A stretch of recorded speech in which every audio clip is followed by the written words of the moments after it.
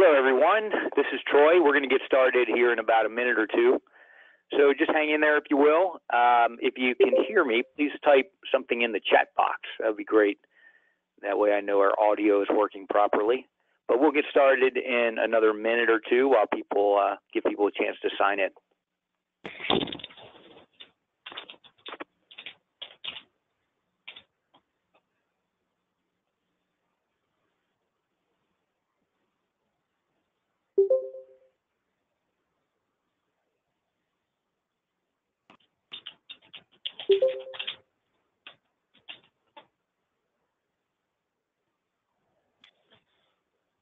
Hey, good afternoon. Stuart Keys with Century.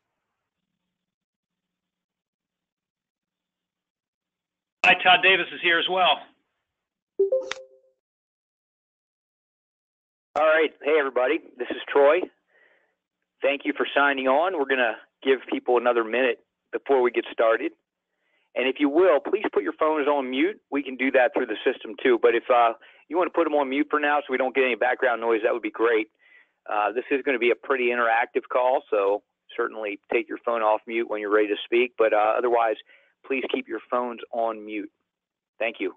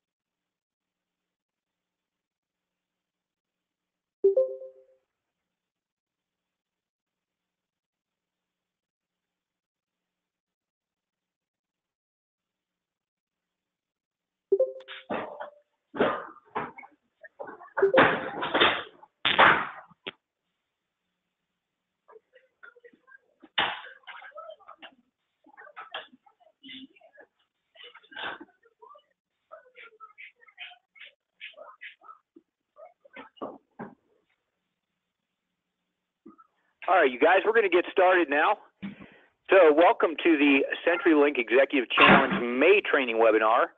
This is an opportunity to touch base as we are just getting started in the training program, but well into it in your 16-week progression to your big day. So we thought it would be a great idea to touch base and just gather as a group and answer any questions you may have regarding your training program, and also talk a little bit about where you should be right now in your training, talk about nutrition strategies, and all of the other good things you'll need to know to have your very best Leadville mountain bike experience. If you will, please put your phones on mute. This will be a pretty interactive call, so feel free to bring up any questions that you want during the call. We're going to just go through a series of slides, and there's a Q&A at the end of each slide, so we'll be able to touch base. You can also ask questions via the chat function. Just type it in and hit entire audience, and the whole group will be able to see it. So feel free to do that as well. Really appreciate it. Okay, Mackenzie, are you on the call? I am here. Good evening. Awesome. Why don't you take it over, Mackenzie, and I'll walk through these first slides for you. Fantastic. Thanks so much, Troy. Yeah, if you can go ahead and turn it over to that first slide there.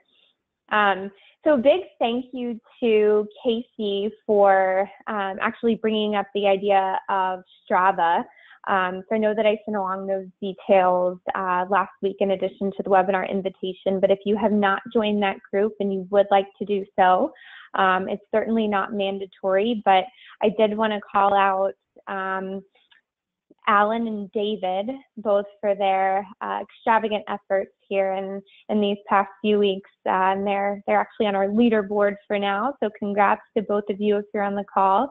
And thanks for participating in the Strava leaderboard there. And then, Troy, if you want to turn it over to the next slide. Perfect. So we have actually secured our mechanics for you guys for the summer, and you'll find their bios and information on the website in addition to shipping details. So I know that some of you have emailed with me about shipping, but if you do have any questions or are looking to for sure ship your bike and have not reached out to me already, those details are now listed on the website, so feel free to review those. And if you do feel that that's the option that you would like to go with, I'm happy to answer any additional questions there. It would definitely be beneficial if you have any sort of unpacking or tuning details, or the type of bike that you're riding, those sorts of details that you would like to share with the mechanics. Those would be things that they would want to know for the weekend, so that they can have the proper replacement parts and know exactly what they'll be tuning and helping to get into peak performance for the weekend for you. So that's pretty much all I have for just some house operational items. And Troy, I'll let you take it over to go through the Q&A for the evening. Okay, awesome. Thank you for that. And I know we have Ted Kennedy on the call. Ted, would you like to say anything before we walk through our deck? No, just really excited to meet the group in August. I was able to secure these mechanics, and these guys are amazing. If you look at the bio for Damo Shanks, he worked for the Cannondale Pro Team in the Tour de France, and he's been a pro mechanic for years, and now in law school. So it took a little different direction, but David Friedlander's worked with us 3 times now, 3 events, including Leadville last year. Fantastic mechanics.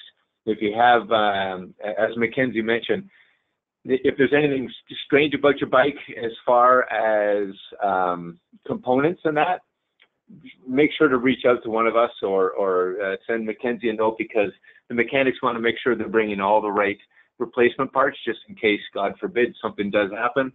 That they'll have a replacement part at one of the aid stations. We're going to be at Twin Lakes and Pipeline. We'll have one mechanic at each.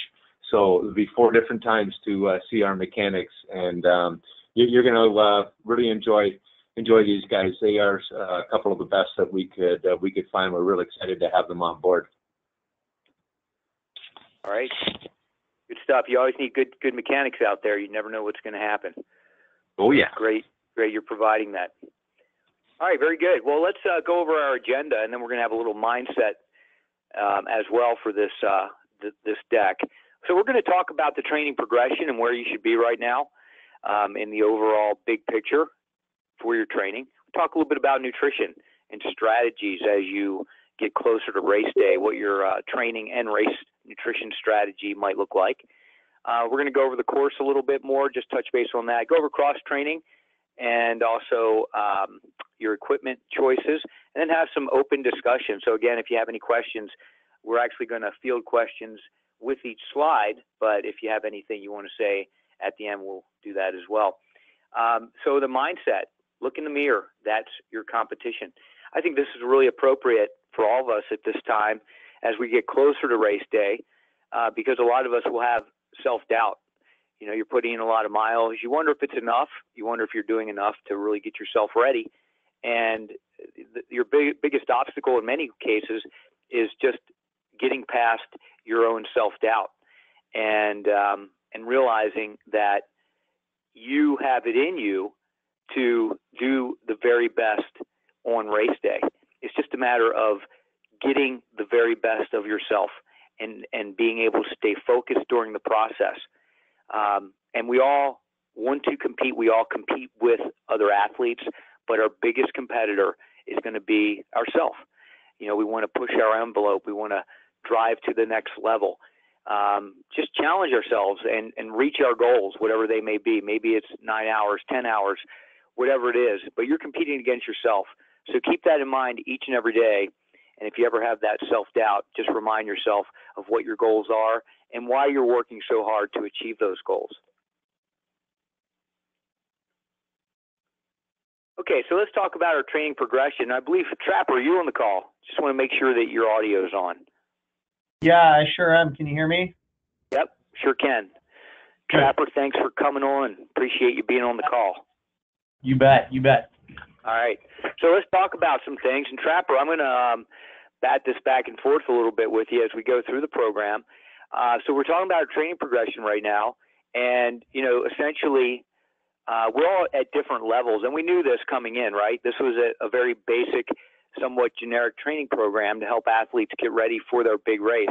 And one of the key components of this program and any program where you have a really big event at the end of it is to peak at the right time.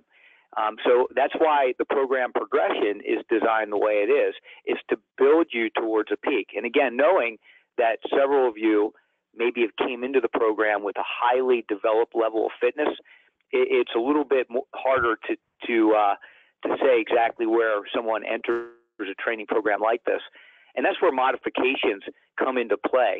But the point is right now, we're in somewhat of an aerobic-based development period with a little bit of intensity here and there. Volumes are moderate to steady, and you're building that essential aerobic foundation, or at least you should be. I know some of you are actually racing now, which is really good. And if you are, you're ahead of the curve. But the point is, you want to peak at the right time. Now, here's what I find as a coach for many years is that a lot of athletes will train too hard too soon. And what happens is they reach a peak, but it's either well before their key event, or in some cases, it's after their key event. So timing is everything when it comes to really peaking for your big event of the year.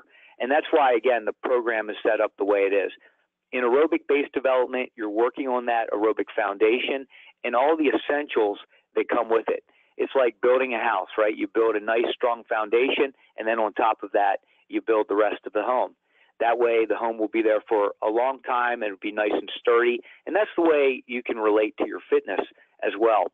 So building that base is super important. So we're leveraging this tool called Training Peaks. Hopefully, you've all, if you haven't used it already, you've enjoyed using the program and having the workouts each and every day, being able to go through the training sessions and log your workouts if you upgrade to a premium program.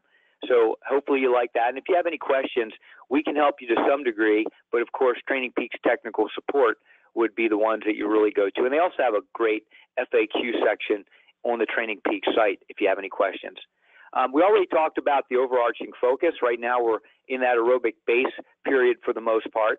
We're going to gradually move into some more intensity with threshold work, building strength, building that ability to tolerate lactate buildup and work more at that lactate threshold level, which, let's face it, it's an uncomfortable area to be, but for any athlete, for anybody who's racing, you need to get comfortable being uncomfortable. And that's why we're going to start doing some time trial work where you are at functional threshold power output plus anywhere from 5 to maybe upwards of 10%. Time on the bike is really key. You notice there's a ton of frequency in the training program. So you're on the bike a lot. And, I always say that even in no matter what level you are, the more frequent you can be riding, the better off you'll be. Even with other sports, in triathlon, for example, in the swim piece, somebody says, well, I have 3 hours a week to train.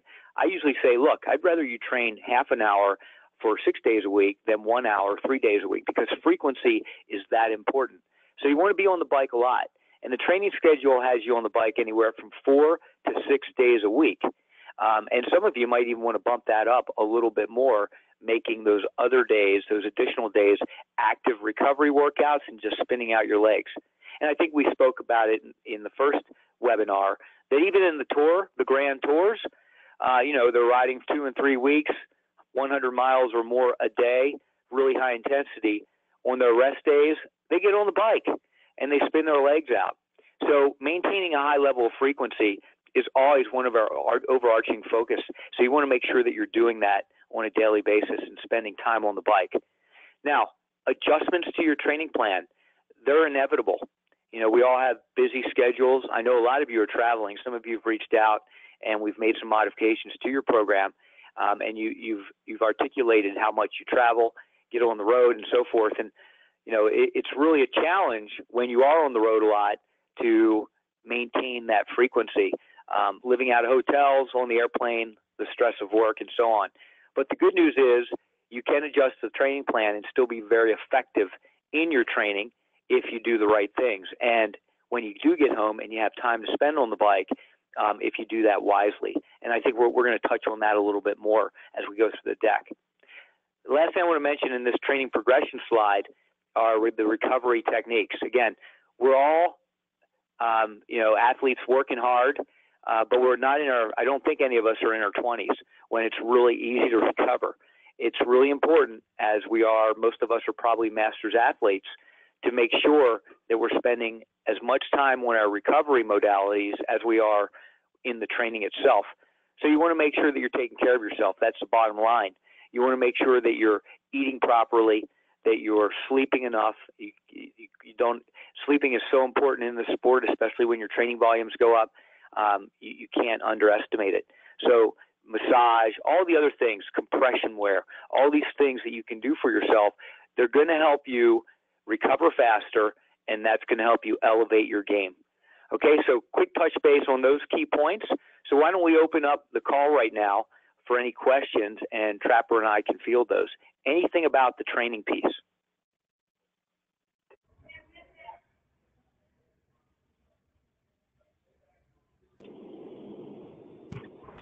Hi there, this is Kevin Brooks.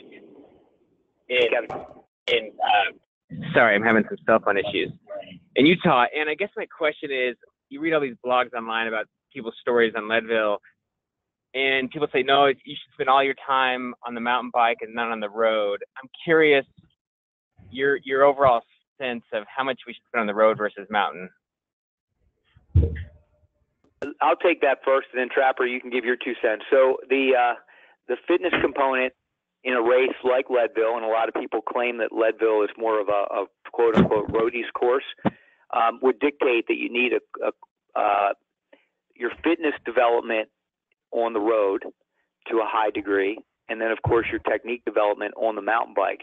So in the program that we're following, there's a lot of training on the road, and that is to develop the fitness component. There is obviously a lot of training on the mountain bike as well. But in my estimation, or in my opinion, you want to spend somewhere in the ballpark of 50% of your time on the road so that you develop your overall cycling fitness. And then the other component would be off-road. So not only are you developing your mountain bike specific fitness, but also your technique.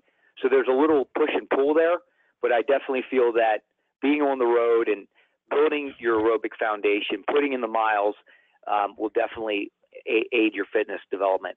Trapper, what are your thoughts? Yeah, I don't disagree with that at all. The points I would make that I tried to drive home in the last webinar is that SAID principle, specific adaptation to impose demand. So my theory is much like yours, Troy. I do spend a good amount of time on the road bike getting in my distance, just because I can get more mileage on the road bike than I can on the mountain bike in the same amount of hours. But for the last month or two prior to the race, let's call it June, July, and in the first couple of weeks of August, I pretty much exclusively ride my mountain bike, and that includes rides on the road. I'll do long road rides on my mountain bike, and that is because I want to be as comfortable on that piece of equipment as possible. And if I'm switching back and forth from a road bike to a mountain bike where the geometry might be different, it doesn't give you the same benefit that if you spent all your time on the mountain bike. That's my philosophy. It's worked for me years in the past. But I don't say 100% of your time on the mountain bike. You still need that time on the road bike, because my best finishes have come when I've got a good blend of both. Yeah, and let me just add one more thing. Several of you have indicated that you're on the road and that your time is limited to a stationary bike or even your trainer because of your schedule. So you're on the trainer in your basement or in the hotel or the club or gym when you're on the road traveling. And that's okay. I mean, there's pure fitness development there, obviously. There's no skill set development whatsoever. But the benefits of being on the trainer and doing very focused interval workouts will apply and will benefit you on race day, whether you're racing road or mountain bike. So keep that in mind. Indoor work is very important overall as well. Okay. Thank you, guys. Question. Yes, sir. Did that answer your question? Yeah, thank you. That was awesome.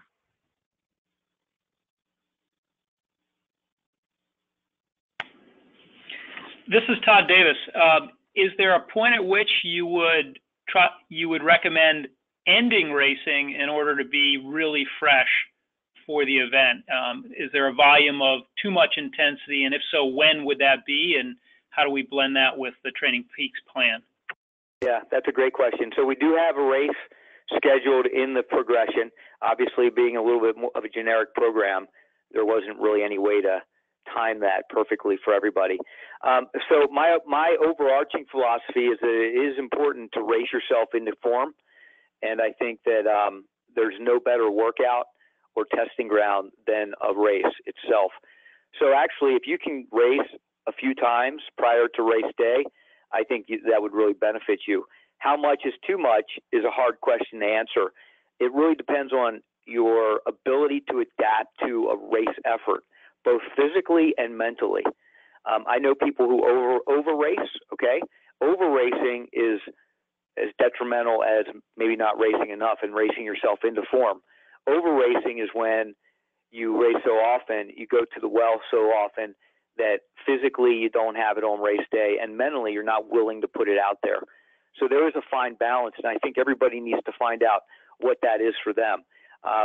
For me, it's a moderate approach. I like to race a couple times or maybe a few times before my big event, but I put all my energy towards the big event. So I'll race hard and I'll give it my all, but I never go too deep into the well so that on race day for my key event, I don't have everything I need. I have everything I can muster to put out my best result. That's always was my philosophy. And, you know, if I ended up in the medical tent because I pushed too hard, so be it. So that's my philosophy, and I think everyone's going to have their own. So find that balance. Definitely race at least a couple times, maybe a few times prior to your big event. Just don't over race. Does that make sense? Yes, it does in general. I'll give you a specific example. So I did an endurance gravel race in April. I've got one of the Leadville qualifiers on my list for June. That ought to be a lot of fun. I'm guessing it would not be a good idea to do another endurance event in July, that if I race maybe some shorter mountain bike races, shorter efforts, because I'll have that base. Yeah, so I like that. I like where you're going, because what you need to do now is sharpen. Okay, so eventually when you're into July, you're into sharpening for your big race. So doing a really long endurance race where you do tap into the well, I would not recommend that. I'd recommend shorter, higher intensity efforts where you sharpen your systems. That really makes sense to me. Trapper, do you have any insights you want to add? I couldn't agree more with you on that, Troy, on a couple of points. A, it's different for everyone. B, the mental aspect of racing is so big in something like the Leadville 100. So you think about the detrimental effect you might have if you over race and become disappointed in your results, disappointed in your fitness during the race. That is going to carry over emotionally, psychologically into something like the 100. And again, to Troy's point, sharpening your skills, and we'll get into this a little bit more, that's the reducing of volume, increasing of intensity coming into the race. Todd, I wouldn't hesitate to do a race like the stage race, perhaps, which is at the end of July. There's shorter days, certainly, where you're focusing on more intensity, less duration.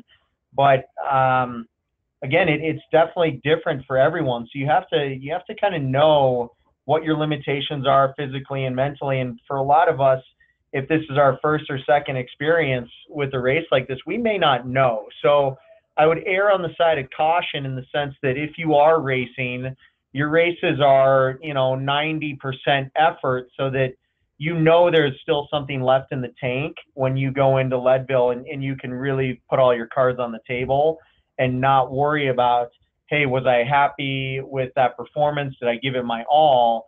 You can always take that last card in the deck and say, this is the rest of what I've got to give, and here it is on the day that really matters. Yeah, and lastly, let me add one more thing, Trapper. When you're racing too often, sometimes you find yourself in a cycle of basically tapering, racing, and recovering. So what happens when you do that, if you look at your training logs, you'll notice your overall volume has dropped significantly when you start racing often. So what happens when your training volumes drop? Potentially your fitness drops too. So you can actually go into a state of deconditioning if you race too often because of the fact that your overall volumes, and you're no longer really building towards peaking for your key event. So again, there's a fine balance. So with that said, as you do race, consider the importance of that event. Is it an A race? Probably not. Leadville is your A race. Is it a B race? Okay, B races have an importance to them. Are you going to taper? Okay, I'll take a day off or 2 days off, or I'll just go easy. And then what's your recovery like afterwards? If it's a really long race where you tap into your well, then you might need 3 days to recover. It might take you a full week. Again, we're not 20 years old anymore. So you have to weigh all these in the balance and look at your overall big picture and say, how do I want to build my fitness to my key event? And if you're reducing training loads, then you're not really building at that point. So there's a lot to consider in that question. Hopefully I didn't confuse you. No, I think that really helped, especially about not going too deep, and that's the approach that I've taken to the couple of endurance events I've done so far. Okay, great. Hey, Troy, this is Alan Starnes. I wanted to kind of shift a little bit. I apologize. I have another obligation here in about 10 minutes. But as far as nutrition goes on race day, do you mind touching just a bit on that? And, it's a long day for all of us. So, goos probably aren't the answer all day long. Yeah, no, I appreciate that. I think we'll move on to that slide, in fact. Okay, so let's talk a little bit about that. And there's a lot of philosophy, personal philosophy involved in this, and I'm going to let Trapper talk about his as well. I've been in the long distance game for a long time, not so much in mountain biking, but in Ironman triathlon. So similar in the sense that, the elite athletes are out there in that 8 to 9 hour range, and people are out there for much longer in many cases. So there is the nutrition component is huge. Okay. Let's not underestimate how important nutrition is. I don't care how fit you are, how many miles, if you've done a bunch of 400-mile weeks and you've built up and you've got a VO2 max of 82, if you don't maximize your nutrition strategy on race day, you're going to blow up. It's just a reality of life. So building the right nutrition program and strategy is key. And it is such an individualized experiment that it's something that we're all going to have to really count on some experience, trial and error to determine. Let me tell you what I'd like and what I've found works well for the athletes I've coached over the years. So on race day, you'll see a lot of people say, well, I go low carbohydrate now. That's okay. Some people train in a state of ketosis, which is really interesting. And their claim, of course, is that you leverage sugar and you leverage more fatty acid as fuel, which you have an unlimited supply. And that's a great philosophy, and I certainly get it. And in fact, when you train high volume, I think your body naturally adapts to that state anyway. So you tend not to need as many calories because your body becomes so darn efficient, okay, as you put in these miles and train more and more. And again, the frequency component is really big too. But on race day, my suggestion is still to go with carbohydrate and to make sure that it's a primary source of fuel throughout the day. I also believe that you need to dose yourself properly on race day. Think of food as any other drug interaction in your body. It really is. I mean, food is broken down into chemical components, basically like a drug. And there's that reaction, it creates something in your body. and it affects your metabolism in a certain way. So you need to dose your food properly, and if you don't do that, then you can run into other problems, which we'll talk about. So depending on body weight, my overarching concept is that you need to consume anywhere from 200 to 300 calories, or maybe even 150 to 250 calories per hour. Okay, that's not a lot of calories. You know, in fact, a gel, you know, is roughly 100 calories. A few sips of your Gatorade gives you 25 to 50 calories, depending on the concentration. There's all kinds of different food supplements that you can use out there that quickly add up to that 150 to 250 calorie threshold. The point being, it's not a one-to-one ratio of what you burn to what you can consume. So if you're burning 800 calories an hour because you're training at, you know, 95% of functional threshold power, and you're burning a lot of calories, and you try to consume the same thing, your body won't absorb it anyway, so that's pointless. In fact, if you try to do that, what happens is, to a lot of people, is you start running into digestive issues, and your gut won't empty, okay? So at some point when you're exercising at a high rate of intensity, all blood shunted to necessary muscles that are doing the activity, your digestive system is in a state of basically shutting down over the course of a long period of time, right? So keep that in mind. As the day progresses, your digestive system kind of goes into a more or less non-functional state, or lower functioning state, okay? So calories really early in the game, and making sure you're hitting your nutrition strategy is really important. So keeping that in mind, you're at your 150 to 250 calories an hour. You also want to keep in mind that if the concentration of the sugars is too high, you're going to slow gastric emptying as well. So all of a sudden there, you start to get bloated and you can't absorb calories. What happens when you can't absorb your calories? You're going to be in trouble eventually. It might not happen for another hour or two, but this is the endurance game. This is not a 2-hour mountain bike race where you don't need anything, right? This is about being on the bike for 9 hours or whatever it is for all of us, 10 hours, whatever it is. So that adherence to your strategy is key.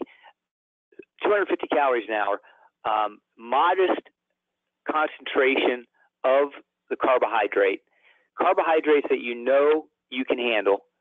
And also, here's another point, fluid intake. Okay, hydration is a huge issue, just as important, if not more important, than your caloric intake.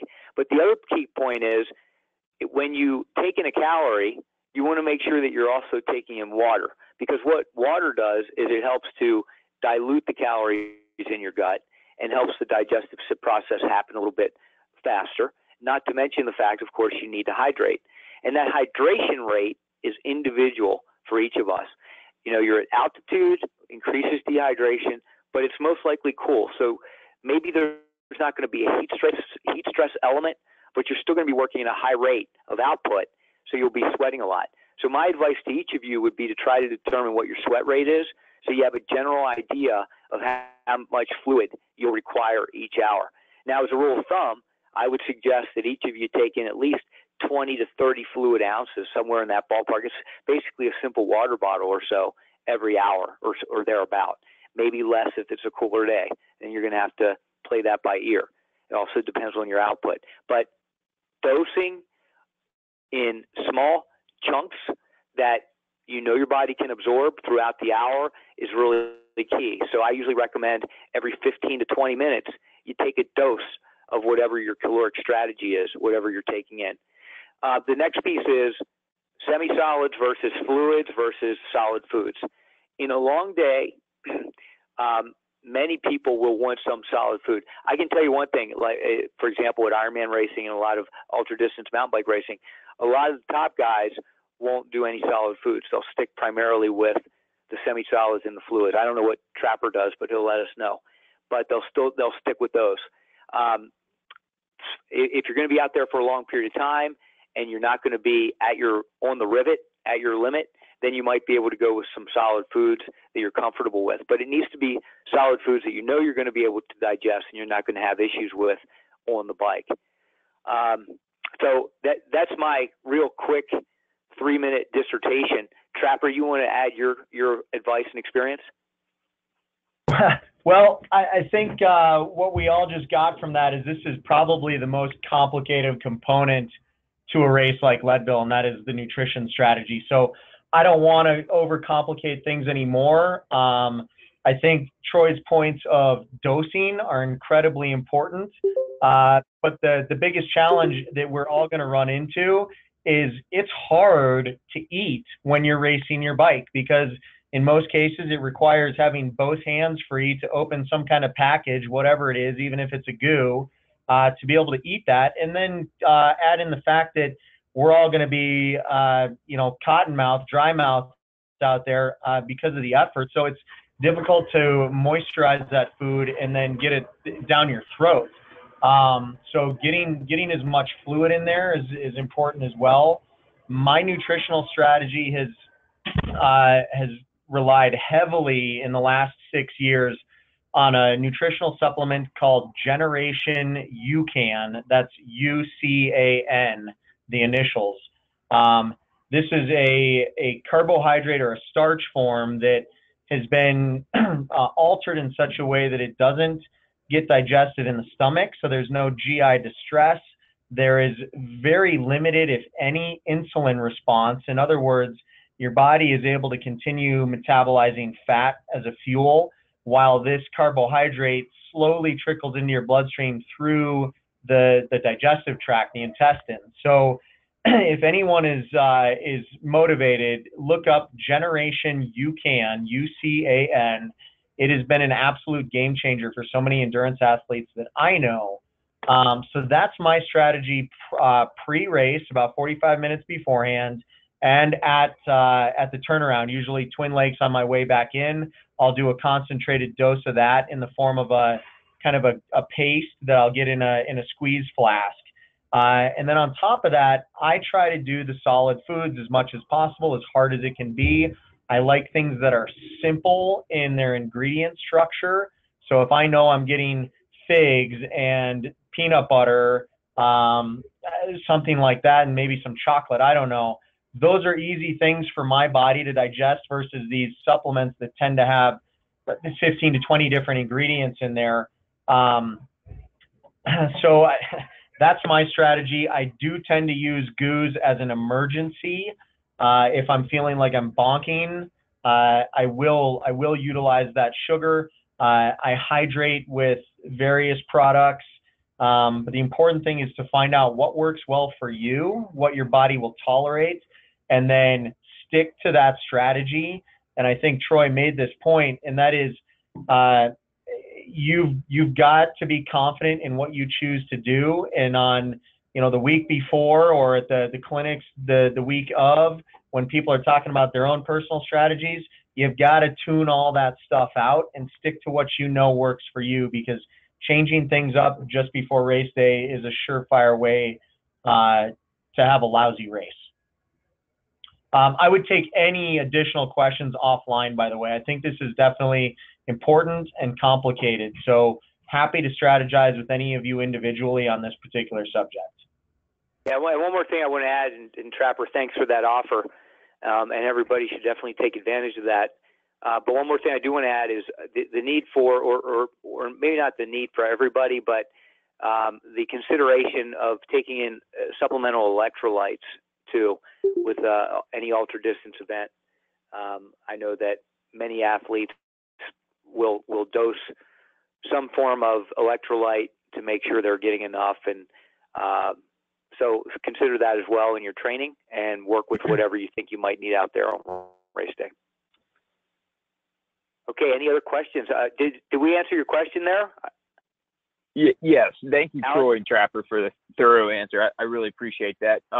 And as a follow-up on the aid stations, you mentioned, drinking a bottle every hour. I think for a lot of us who haven't raced Leadville, we can't possibly carry all this at once. So can you just touch briefly on the aid stations and how we would pick up our nutrition?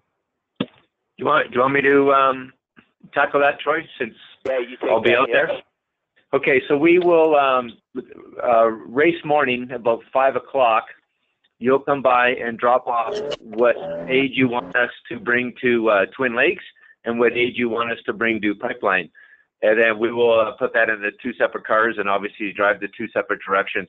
And we'll have a some sort of tent. I'm not sure, executive challenge tent or CEO challenge tent, that's easily identifiable, and we'll tell you where it is in the rotation. Usually we're the second or third tent in outbound on Twin Lakes. And just stop by. We'll have all your bottles. We'll see you as long as you're wearing the kit. We can identify you from like half a mile away and start to get the bottles and nutrition ready for you. So you'll hit it Twin Lakes on the way out. I think it's like 30 miles, 35. Twin Lakes on the way back after the big Columbine climb, and then Pipeline just before you get the power line. So you'll have at least 3 real good chances to refuel. And as I say, we have mechanics at both those spots as well. Thank you so much. Great. Yeah, that's great, Ted. The other thing I want to just reiterate to everybody the importance of discipline when it comes to ultra distance racing. When you're going to be out there for 10 hours, discipline is so key, and discipline starts when the gun goes off. It's so easy to get caught up in all the excitement and the high energy you have at the beginning of the event, and you just feel so good, and you know, you're an hour and a half into the ride. You've been going at, again, 95% FTP, which is probably a little bit too hard for any of us to go anyway, but then you haven't been drinking. You look down your water bottle, and it's still full. I mean, that is a death sentence at hour 6, believe me.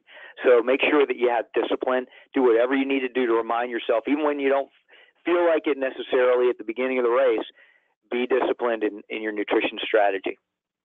Okay? So hopefully that makes sense. Let's continue to walk through our deck. The next slide is course, question and answer. So Mackenzie or Trapper or Ted, do you guys want to dive into this at all and go over some of the course issues?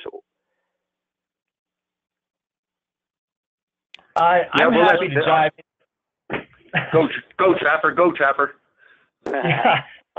You know, Troy's point that he just made up about discipline with your nutrition strategy has got to be exactly the same with your race philosophy. What you'll find is there is an incredible amount of energy and adrenaline when that gun goes off. And regardless of what corral you're in, it's going to feel like it takes 5 minutes from the time the gun goes off until you cross that start line. So be patient. Don't try to rush through that initial part. This is where someone's day could easily end unnecessarily. So be disciplined in your start. Enjoy the brisk descent out of town to St. Kevin's. Try to stay warm in the group, and then easy on the way up St. Kevin's. Don't feel like you've got to blow it out right there, because if you do, and the one quote that I can remember Bob Roll in the original Race Across the Sky movie saying is, if you shoot to the moon on the St. Kevin's climb, there's no coming back, not at 10,000 feet. So be disciplined in that, and you'll find that the rest of your day is going to be much more enjoyable. There's so much to this course to really talk about. I feel like I could take an hour going over every square foot of it. But that's probably the key part. Discipline over St. Kevin's, a safe descent down and around Turquoise Lake, and then from there, that's where the race kind of starts, on that ascent up Hagerman's and down into the power line descent. Gosh, I don't know how much I want to say there, Ted. It sounded like you might jump in with something. I'd love to hear what you've got to say. And it's, again, I'm happy to take these kind of questions offline. You need to keep as many matches in your book as you can. Yeah, I mean, there's going to be lots of discussion over the next 2 months as well on this, but yeah, I would say just conservative up until the Columbine climb, because that'll really beat the crap out of you. Be safe coming back down. See us at Twin Lakes. Over to Pipeline's nice and easy, and then I mean, power line is that's going home. That's a real tough one. I'm sure you'll all get to see it in the days leading up to the race. So I don't know. Hard to say. You can't summarize that course in less than about an hour. So we'll leave it at that. Yeah, that sounds good. Does anybody have any specific questions about any areas of the course they'd like to discuss at this moment? Hey, this is Stuart Keys. Just one quick question. If you just had one day to pre-ride the course ahead of time in the months leading up, is there a specific section you'd recommend riding?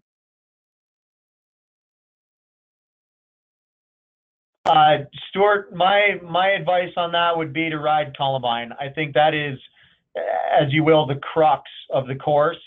Having the confidence that you've been to the top of that climb and back down safely is probably the best psychological advantage you can have. Great. Thank you very much. Okay. Anybody else? Trapper, in that vein, when does Columbine open up with the snowpack? What is the anticipation? That's a great question. They're usually really good on the Leadville website, updating course conditions and what's going on. So kind of keep tuned into that. But I would say by July, you can ascend Columbine to the top. It might be a little brisk, but sometime in July, you ought to be able to get out there and make a full ascent. Keeping in mind that the first weekend in July is usually the Camp of Champions, which I've participated in the last 5 years. Not a single year that I've done that has there been snow that you cannot ride through. Occasionally at the kind of the traverse at the very top, there might be some wet and a little bit of snow there, but I'm going to say July. As soon as July rolls around, you're good to go on the Columbine ascent. And they haven't gotten a ton of snow this year, so it could even be ready end of June.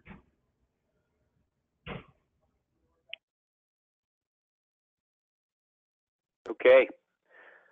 Thank you for those insights, Trapper and Ted.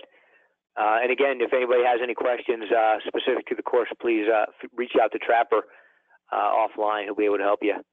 All right, we're going to continue walking through our deck. Trapper, let's talk briefly about cross training. Yeah, awesome. This is hopefully not too complicated. The bottom line I want to get across here is you should be doing some kind of cross training, period. If you're spending all your time on the bike, you're missing something. We talk about techniques when traveling. Troy mentioned a lot of you are traveling. My philosophy on that is anything is better than nothing. We tend to get into this routine of, geez, I don't have 2 hours to get in a workout today because that's what we're used to, right? 2 hours, 3 hours, 4 hours here and there. Anything's better than nothing. Even if you've got 45 minutes, get some sweat built, start doing some leg work, jump on the bike. Anything you can do to continue your metabolic conditioning and any sort of strength and conditioning is going to be helpful. So don't skip a day just because you don't have 2 hours to get in your workout. Volume versus intensity, pertaining specifically to periodization, what you'll find is intensity, begins to build a little bit toward the end, as I know volume is also peaking toward the end of this, but I am very much of the philosophy that in those last couple of weeks, as volume starts to decrease, it's important to increase your intensity, because that's a system in your body, the mechanical system, we'll call it, that you can have impact on in a very short amount of time versus that metabolic system, your endurance system, which takes months and months to build and maintain. So you begin to back off volume, start to increase intensity a little bit as the race draws nearer. And then specifically to the strength piece, this stuff should be more intensity based, really beginning as soon as you want. Again, I'm saying strength train once a week.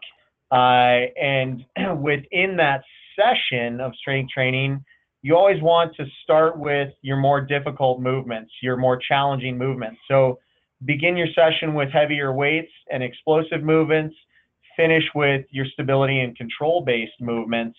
And as you'll see as we get into a couple slides from here, I've given you a bunch of recommendations, or we'll call it some of my favorite movements to get into. Let's jump to the next slide real quick, which is just a kind of affirmation that strength training is something you want to incorporate into your program. And this is straight from the Journal of Strength and Conditioning. The combining explosive resistance with high intensity interval training is a highly effective means of enhancing endurance and sprint performance in well-trained competitive cyclists. So this study was done specifically on cyclists. These enhancements are due partly to increases in exercise efficiency and will be of practical benefit in competitions where cyclists are required to complete numerous short duration, high intensity efforts. What does that say? In a nutshell, Leadville is a course, mountain biking is a sport where you are required to complete numerous short duration, high intensity efforts. Even though this is a long race and you're out there for 8 to 12 hours, it's peppered from start to finish with high intensity efforts. That's where the strength training piece can really make or break your day. Well, I shouldn't say break, but it'll certainly make it a lot more enjoyable. Before we jump on, any questions on strength training in general or anything that we just went over?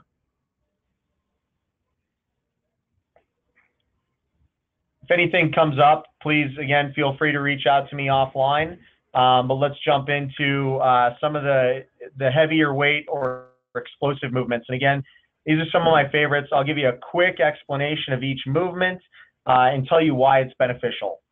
The first one, top left, a front squat. Many of us are probably familiar with a traditional back-weighted squat. The front squat, where we carry the bar on the front of our shoulders or in front of our body, is fantastic for getting our weight set back, giving us kind of that counterbalance where we're forced to set weight back. That helps us engage our glutes and our posterior chain more effectively.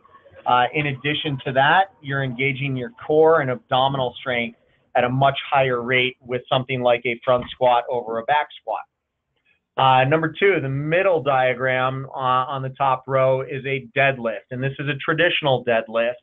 The movement tends to resemble a squat in the sense that you do bend your knees, and as you can see from that diagram, he's almost at 90 degrees with his thighs to shins. You're lifting that weight straight up off the floor, and in that diagram, he's standing on a couple of weights. That's a variation in range of motion that I don't want anyone on this call to necessarily think about. Bottom line is the weight starts on the floor. You lift and drive the hips through. This is great for your back strength and spinal stability. So on those long days when your low back starts to fatigue, something like a deadlift is going to be catalytic in you feeling more comfortable and having strength for a longer period of time. The next movement, furthest to the right, is a bent row.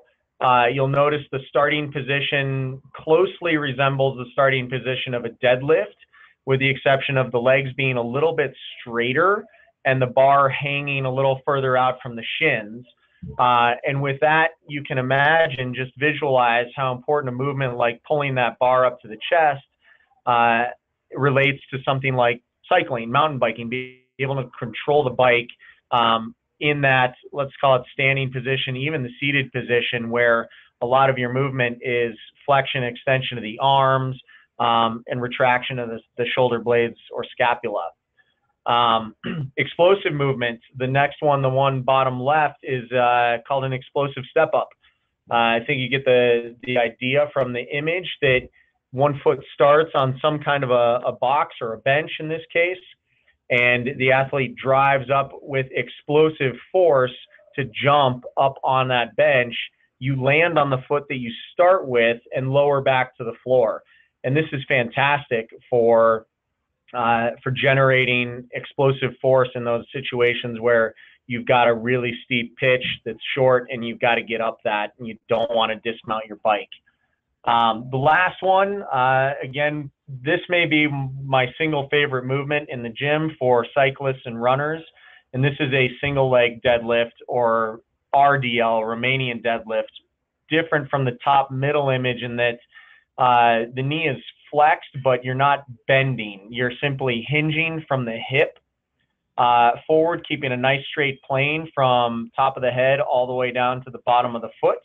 You hinge forward and then return to the starting position, relying on the stability in whichever hip you're standing on.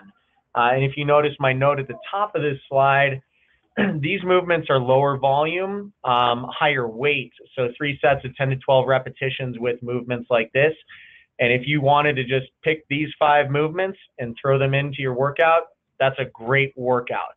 And then you can potentially end with what we've got on the next slide, which is more stability-based core strengthening movements, control movements. And these are all going to be higher volume in terms of repetitions within the set. So still 3 sets, but somewhere between 15 and repetitions, or until you really feel that muscular burnout.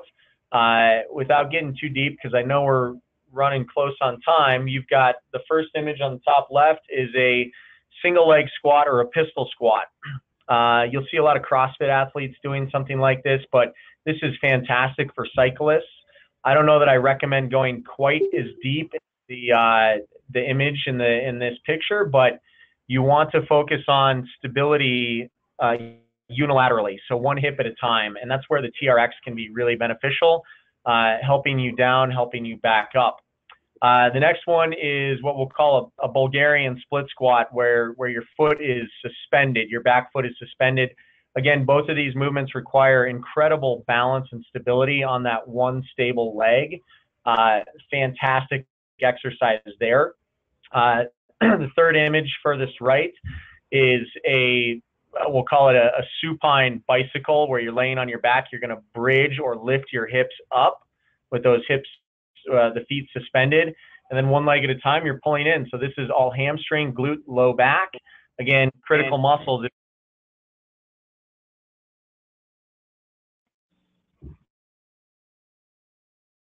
Next diagram, bottom left. This is a sprint start, explosive step up. So you see how he starts, steps 1 foot forward, and then explodes up like a sprinter. You return back by landing on the back foot first, and then set that further leg back behind you to go into the next repetition.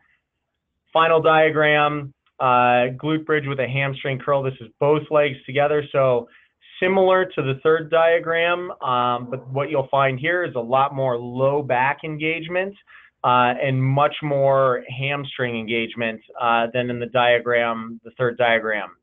Again, questions on this stuff, gentlemen, ladies, please reach out to me offline. I'm happy to answer those and have very deep discussions about that. Okay. Awesome, Trapper. So one more section here. We have 2 more slides. Actually, 1 more slide, I believe, then a Q&A. Then we have about 4 minutes or so. So let's talk a little bit about equipment and some final equipment considerations as we get close. And this is more of a Q&A piece. We just listed some essential pieces here: tires, saddle, bike fit, shoes, cleats, pedals, bars, and grips. What questions does anybody have on the phone about their equipment selection and choices? Hey, this is Dave out in San Francisco. Thanks for all the comments today. I've never raced or even trained with a Camelback for hydration. Is that a typical piece of equipment for race this long? Or water bottle sufficient? Or kind of any insights about what most people have found to be successful? Trapper, you want to take that? Yeah, absolutely. That's a fantastic question. I think a lot of it depends on how much hydration you need personally and what your capacity is on your bike.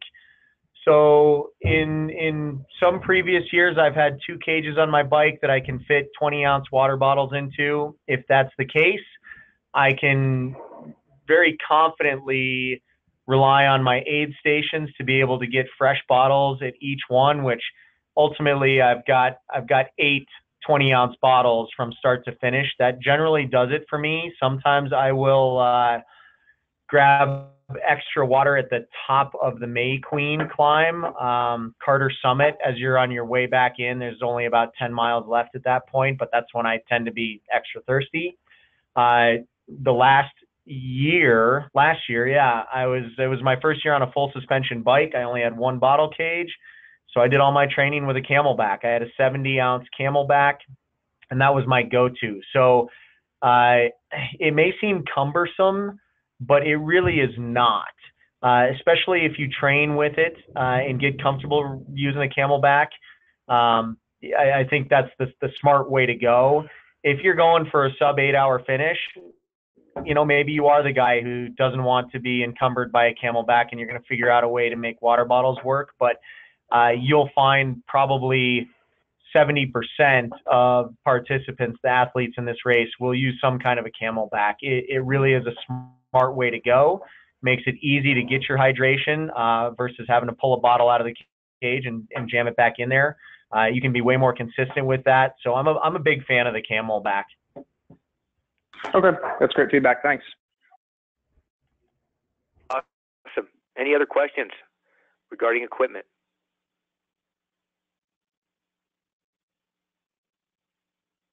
Do you find you use lockout at all on your front suspension? Trevor? I do all the time. Absolutely. In fact, I think we all know there's a lot of flat road sections in this course. You want to be firm. You don't want to be bouncing up and down during those times or on the climb. So yes, when I've ridden bikes, hardtails that only have front suspension, I use the lockout probably at least 50% of the time on all the flats and the ascents. I open up the suspension on all of my descents, and the same has been true for me with my full suspension bike. I tend to lock that out a majority of the time, and most of the time I only open it to the pro pedal mode, which is kind of the middle setting. I'll open it all the way up on the power line descent and the Columbine descent, and that's about it. That's my philosophy. Thanks. All right. Any more questions about equipment? This is Dave again in San Francisco with a really quick one. I'm running a 1x setup. I went with the XT drivetrain in the back, which I think is like an 11x42, but it definitely doesn't give me that additional 50 chain ring that the Eagle provides. Any experience on a 1x and whether or not, I think I've got a 34 up front, like if that gearing is going to be easy enough for some of these climbs or what other people have done? Yeah, Dave, you said you're on a 29er? Yeah, it's a 29er Epic. So a thought might be to try a 32 tooth up front for some of the climbs, but I really like in a 1x setup, I really like that 10 or 11 to 42 gear range. It gives you pretty much everything that you need. Last year I ran a 34 up front and a 1042 in the back on my 27.5-inch full suspension. I was able to ride up everything, and honestly, I was never spun out.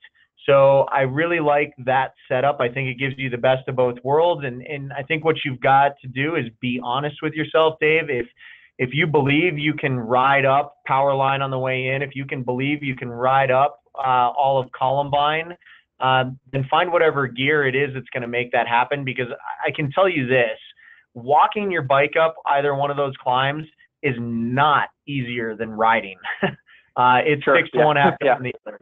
So figure out what's going to be best for you. But I don't believe even with a 32 tooth up front on a 29er, I don't believe you'll ever find a case where you're going to be spun out on that course or not able to keep pace with a group that you're riding with. Okay, that's great intel. Thanks. Okay, we have time for maybe one last quick question.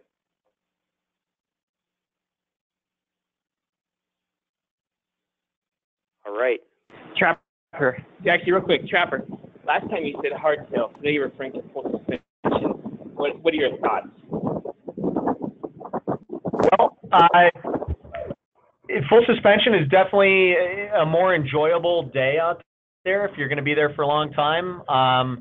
I'm 38. It's gotten to the point in the last couple of years where my back doesn't like being on a hardtail for that long. But my fastest times on that course have come with a hardtail. So to me, the answer to that question is really, what are you going for? Are you going for speed? Or are you going for a somewhat comfortable finish? The other factor you can add in now is technology is so darn good with these full suspension bikes that you truly can lock them out for what you need. They just tend to be a couple pounds heavier than a hardtail, and that's the bottom line. I keep wanting to go back to a hardtail, but that voice in my head, that voice of experience, says that I'd be foolish to do so, just because it is much easier on your body to have a full suspension when you need that. So I don't know that helps you answer your own question. If you're comfortable on a hardtail, it's the fastest way to race that course. I can tell you that.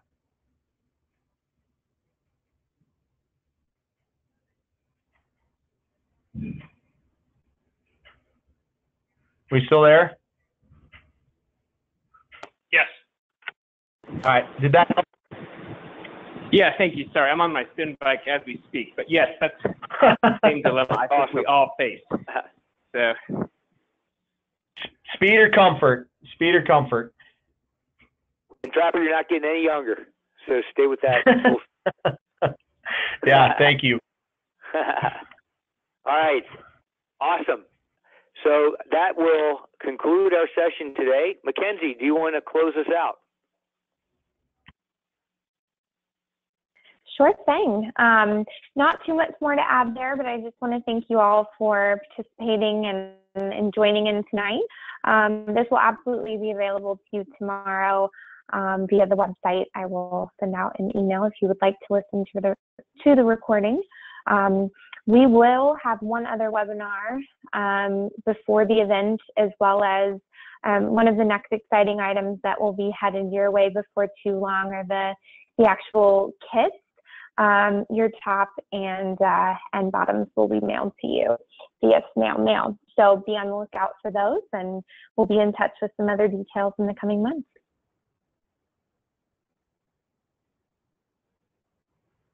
Okay, very good. Well, listen, everybody, thank you very much. If you have any other questions, please reach out to Trapper or I. We're more than happy to help you. If it's very specific course-related questions or equipment-related questions, Trapper will be your go-to. If you have any training-related questions, feel free to send them my way. And, of course, Ted Kennedy is available for just about anything as well. So we look forward to connecting with you again in our next webinar.